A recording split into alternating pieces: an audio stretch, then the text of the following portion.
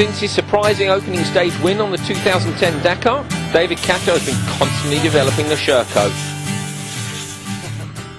Depuis le Dakar, on n'a pas arrêté. Since the Dakar, we've competed a lot. On a fait Dubaï, Tunisia, Sardinia, Portimão, qui compte pas pour this race in Portugal and Morocco. This won't count for the World Championship. J'essaie de faire un maximum de courses pour. For the moment, I'm the leader of the World Championship, and we continue to develop the bike on a hard race schedule to have the maximum amount of information about the bike.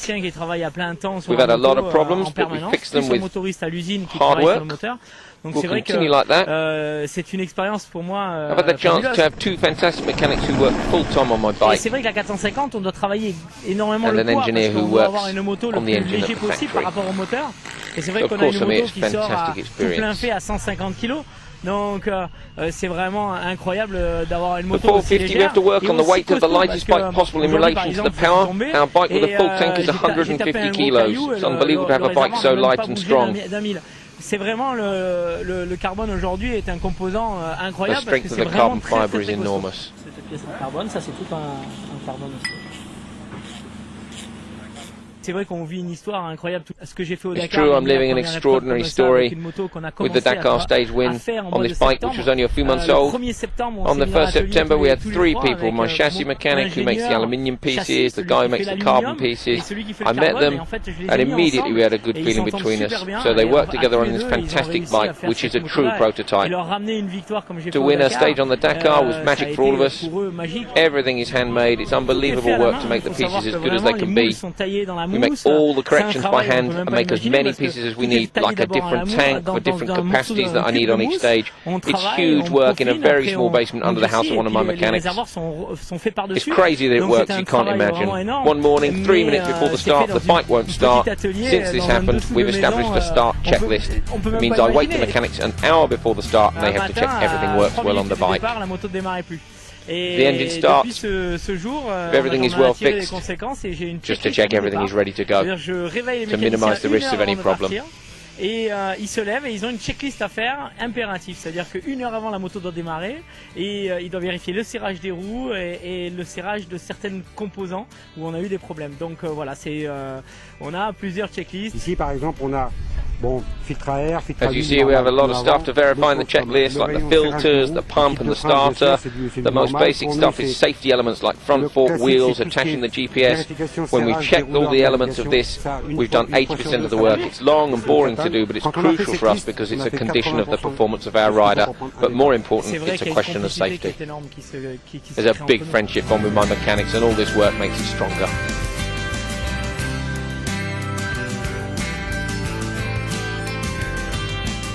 C'est vrai que c'est cher, c'est vrai que le carbone c'est une moto. Of course, there are kind of equipment and pieces have a cost. Carbon is very expensive material, and the price of my bike is estimated at more than €50,000. But the results are worth it. My sponsors understand that. What's more, they're proud to be a part of this adventure, to see their trademark on this beautiful technological performance bike. It's not finished because we're preparing a whole new bike for the next Dakar with the tank placed lower to have a better centre of gravity which will increase the performance. It makes me really excited to get on with it and go for a ride in the desert. On développe énormément pour les futurs clients et potentiels qui peuvent venir en rallye et puis c'est vrai que la moto est magnifique donc ça donne vraiment envie de monter dessus et de partir dans le désert. C'est bizarre parce que en plus je roule avec. It's strange because here I've less pressure than the Dakar because I started with no idea what will happen. When I started the special stage I was thinking, okay, ride as fast as you can, see if the bike accepts this speed of racing or if it brakes. But if I made some good results, I now know the project is good and possible and I'm making my maximum effort to win the World Championship. I won Dubai, I came third in Tunisia, I'm leading the World Championship and I put a big pressure on myself for that.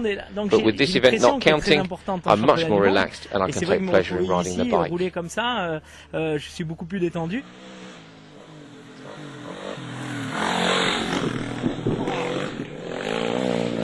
À demain. Salut. See you later. Bye bye. So now we know why Casto is always smiling. It's a very special piece of kit. We'll be having a look after the break and seeing how Casto and the other competitors in the bike section get on in Morocco. Join us in a few minutes.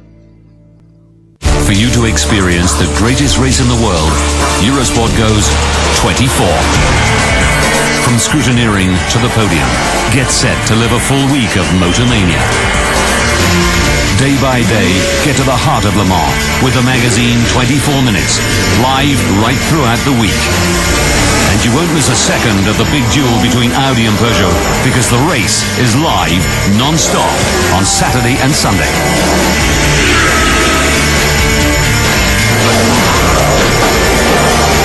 Qualifying for the Le Mans 24-hour race, Thursday, live on Eurosport. Share all the passion of the Le Mans 24 hours with Total Quartz Eneo Lubricants. Mitchell, partner of endurance racing, Mitchell and Green X Challenge.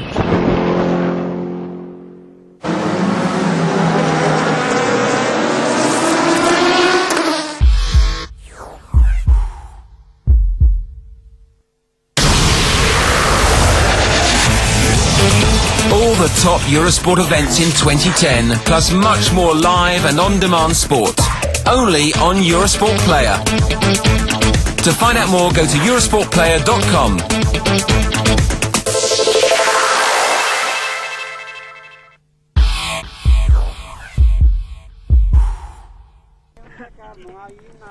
A tough day for the bikes on leg 4. Before the riders even start the stage, they've ridden 272 kilometers to get there. Today will be a difficult stage. The weather's very hot, the stage is very long. It will be a hard day for the riders.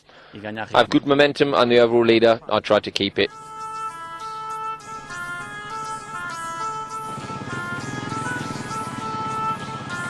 Mario Petreo, the former off-road bike champion but not an expert in raid, passed this yesterday and has to open the road today. Some of the experienced riders thought this would cause him problems, and unfortunately after just 5 kilometers he is lost.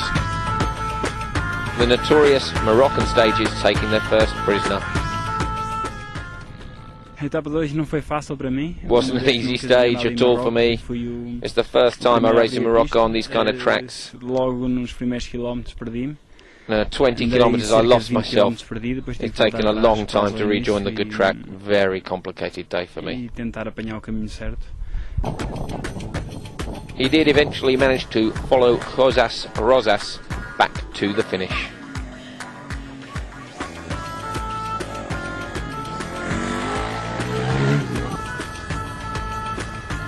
David Casto on the fantastic Sherco machine made the most of experience today and had an absolutely faultless ride.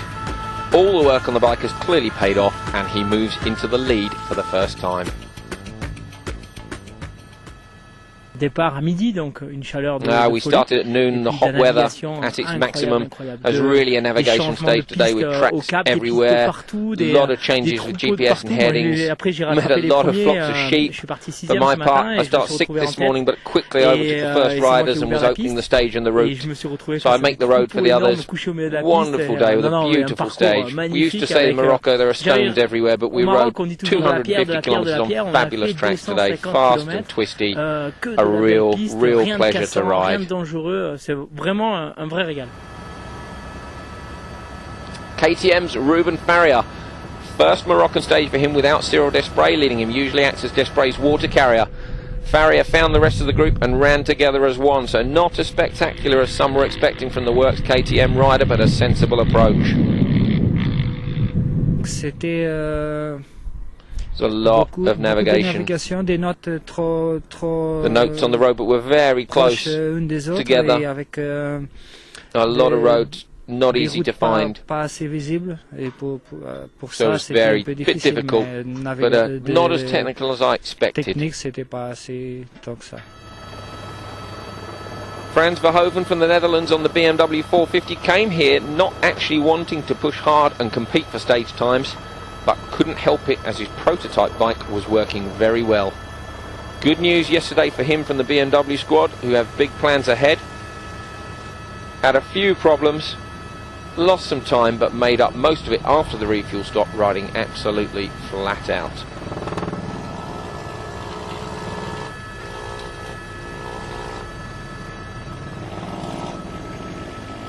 I had the problem because I lost the front fender, which jumped off, and I don't know what happened. So I had to stop and take a Riesland to have it attached on the front fork, and then I lost some time on the first group until we came to the refueling point.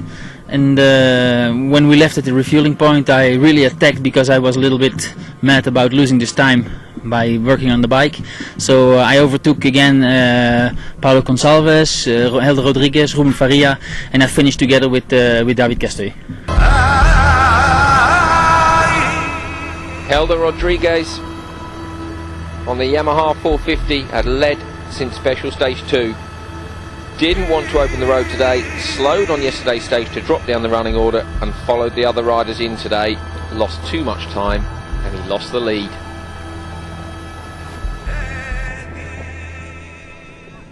Paulo Gonçalves on the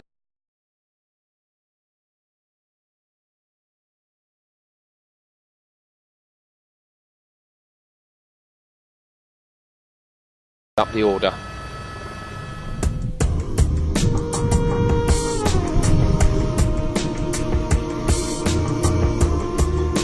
Jose Manuel Pelica on a KTM 690 suffered a lot of problems early in the rally, but today on the first of the African stages he finally felt much better. Broke up from the group, and as we can see,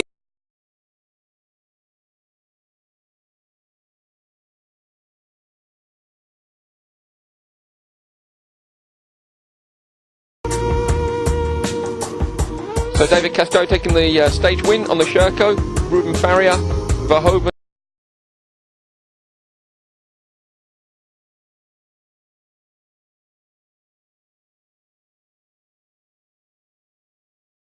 Rodriguez, Faria and Verhoeven.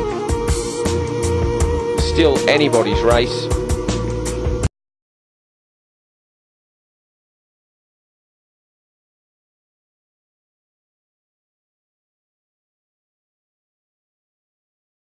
Rashida and El Rashida, 340 kilometers of special.